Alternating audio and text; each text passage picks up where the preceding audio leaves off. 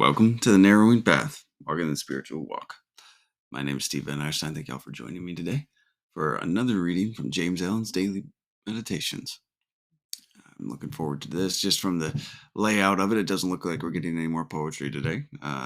So I know, disappointing, right? But so here we go. This is going to be June 25th. Of course, this will be, again, fresh to you and fresh to me. Meaning this will be the first time I hear or read this podcast or read this meditation right here on the podcast with you.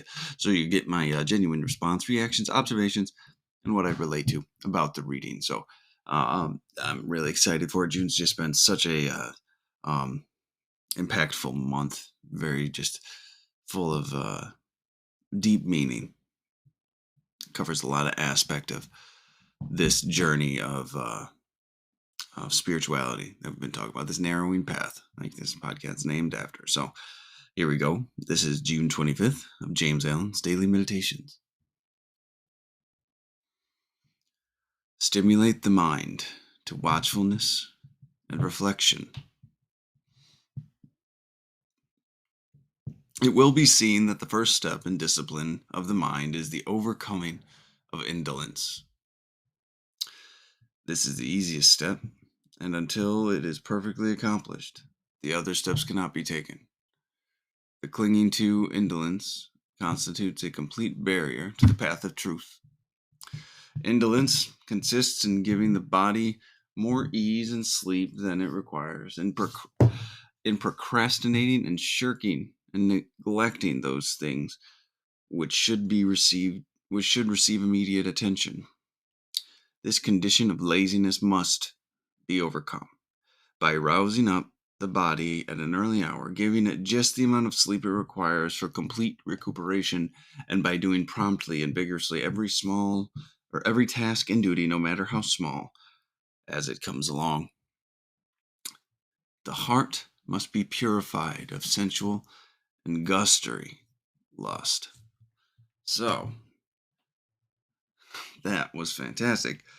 And it will be even better when I get the official definition of that word indolence.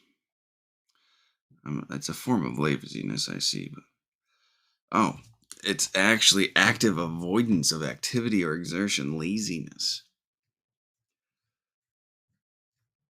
So not just procrastinating necessarily in the I can do it later, but avoiding, like purposefully putting off, intentionally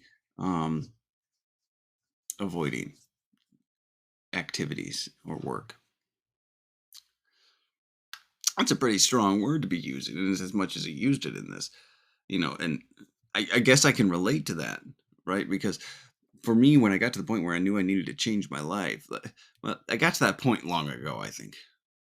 Honestly, I didn't know it was possible to, was the thing. And I didn't. My indolence kept me from finding a way to do it. I just surrendered to the fact, and I didn't look it up. I didn't give it any effort. I didn't even think it was possible. And I suffer with this today. I won't say suffer with this. I've got to probably change the way I say that. This is something that I know can pop up today. I'm currently enrolled in college and in school, and I do actively avoid my homework. I do. I can't tell you how many times I've gotten upset at myself when I'm last minute cramming for something or writing essays the night before. So I know this is something that still crops up for me, no matter how. It's gotten a lot better. It's gotten substantially better. And I've gotten so I can actually recognize it. And thank God for that, to be honest with you. But it does still pop up, and I need to address it when it pops up too. This first line, it opens with stimulate the mind to watchfulness and reflection, right? So I have to take a look at why things happened the way they happened, especially if they didn't go well. And be watchful the next time I'm in a situation, or be aware of where my body actually is, where my mind is when it comes to certain things. So I can actually take different actions when it shows up, right? Stimulate the mind to watchfulness and reflection. So pay attention to how you're feeling, why you're doing the things you're doing, and then reflect on the situation in its entirely. See if you could have handled it better and take a little bit different approach to things the next time, right? That's what this whole thing is about. It's that constant improvement, that constant progress towards that ideal that we've talked about. So, this is the main body of the reading today. It will be seen that the first step in the discipline of the mind is the overcoming of indolence. Indolence, again, meaning active avoidance of activity or work.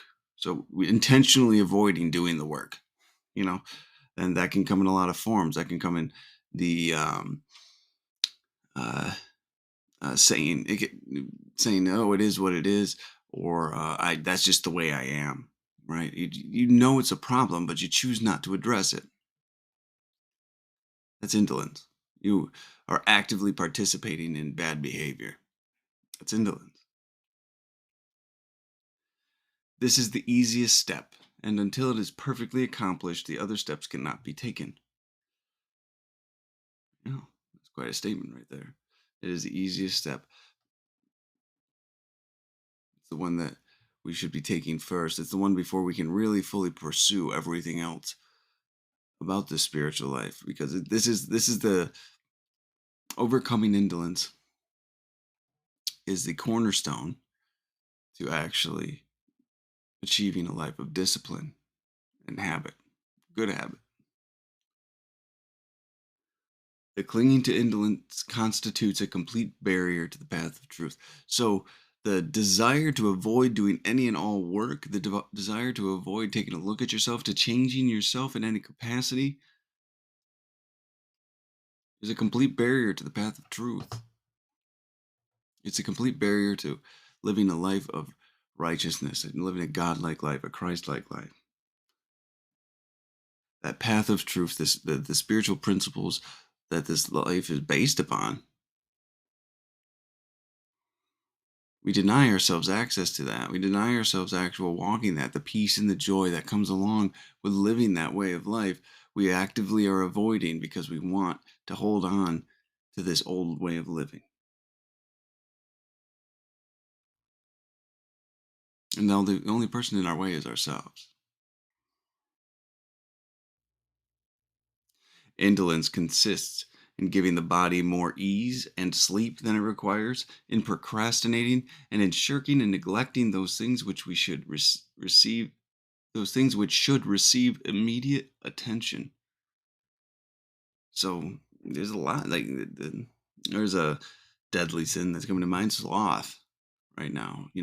When we sleep in for the sake of sleeping in, when we oversleep, because we're lazy, because we're bored. We want to pass the time. We want to kill the time. There's so many times in my life where I just wanted to sleep the time away. I didn't want to be awake for something. I didn't want to participate in something. I just wanted to sleep and pass the days. Especially when I was out there drinking and drugging between paychecks. That was a big thing I wanted to do. I couldn't stand the pain of living. So I just wanted to sleep it away. But I refused to do anything different, right? Indolence consists of in giving the body more ease and sleep than it requires. So more pleasure-seeking behavior and more escaping from reality through sleep and other things like video games, even whether it's food, whether it's um, sex, it could be um, gambling, anything like that, right? When we find things to purposefully avoid doing what needs to be done. And then in procrastinating, pushing things to the side, leaving them all till tomorrow, right? Choosing to overwhelm ourselves to the very end so we can suffer the consequences of our own actions and feel like the victim to ourselves. And then in shirking and neglecting those things which should receive immediate attention. I do better about that today, but it still happens when something's sitting right in front of me. It could be a conversation that needs to be had. Could be a coworker I need to address. It could be schoolwork that needs to be done. But I choose to do it later. I don't do it that often anymore, but it does happen. And that's usually fear or selfishness driving that, one of the two. And I just push those things to the side when I know to delay on them will cause me more pain and would cause other people more pain at times, even because then it will have to be addressed. It will have to be done. And it will cause more pain for me later on, but I choose to accept the pain, the greater pain of later, because I'd rather have the pleasure of now. I'd rather have the distraction of now. I shirk my responsibilities. This condition of laziness must be overcome by rousing up the body at an early hour, giving it just the amount of sleep it requires for complete recuperation, and by doing promptly and vigorously every task and duty, no matter how small, as it comes along. So these instructions for your day. Pretty potent instructions for your day, actually. This condition of laziness must be overcome. I like when he does these like this, right? It's every once in a while we'll get one of these. This is a problem, this is how you solve it. It's very A to B. And all we have to do, is just follow it. And I find myself currently my work situation puts me in a position of working overnight, so I don't get to follow this exactly to the T, but that should hopefully be changing soon, which I'm excited about because when I work day shift, I find myself very much, I like to be able to get up early in the morning. I like to be able to have that time alone with God. I like to be able to have um, that peace and that quiet to start my day with, and it sets me right and it allows me to prioritize and take the actions I need to take in the morning and to plan the actions I'm going to take throughout the rest of my day. So getting up at this early hour, for me, it's essential. I've done it for years now, except for when I've worked overnight this last one. And the consistency in doing it and practicing this and making this a discipline and a habit in your life so you can work in all of the things that so I can work in. I'm going to keep it on myself. So I can work in everything I need to be mentally, physically, and spiritually fit to go throughout my day and give people the best me that I possibly could, the healthiest me that I possibly could. It's a great feeling to be able to do that. It's the biggest sense of accomplishment. And so I agree with what he's saying here. Rousing up in an early hour, giving it just the amount of sleep it requires for complete recuperation. And by, well, that part right there. Many of us have done it, but I'll just speak from my own personal experience. Again, I have had days where I've overslept and I couldn't like shake it. It's set my whole day wrong. When I've gotten up and I felt very good, I was in the right place where I was like, you know what, I'm going to just sleep a little bit longer. I've got the time, right? I'll think I'll have the time to sleep more when I'm already up and I'm doing well. And then what happens? I wake up and I'm in the complete other side. I've overdone it. I've slept too much and I've indulged in sleep too much. And it's set me wrong for the rest of the day. Then the last thing he says here, and by doing promptly and vigorously every task and duty, no matter how small, as it comes along. And this one, like I said, this is an easy one to kind of let slide, for these small tasks. You can look at something that you've had to do for the smallest thing. It could be as simple as moving a book. It could be as simple as throwing out a box. It could be as simple as just putting clothes away, switching clothes from the washer to the dryer. Anything simple like that. You know you need to do it. But you say, I'll do it later. I'm too important. I've got other things that are going on, too important. We should address those tasks as they come up. Get them done. Complete them as well. There's a string of us out there that like to start a task, we'll get 2/3 through it, start another task, then we have a bunch of undone things sitting around the house. The importance is completing the tasks that we're doing. By doing promptly and vigorously every task and duty, no matter how small, as it comes along. So picking it up, finishing it, going on to the next thing that comes across our path, and continuing to do this. And the thing is, I know from experience, when you live this way of life, when you actually work these habits into your life becomes more organized. It's not so overwhelming. You don't have nearly as much to clean because you're doing it progressively. You're putting things away progressively. Things aren't getting so disorganized. It's overwhelming, and you have to start from ground zero. I believe in everything that this meditation's actually saying today, and I'm very, very grateful for it because it's a beautiful reminder of what needs to be prioritized and how to start your days, and how, for me, how to start my days. I'm looking forward to going back to days here in a couple of weeks just to have that again, really. So, and this is the last line of the reading today. The heart must be purified of sensual and gustatory lust. Let's see, gustatory.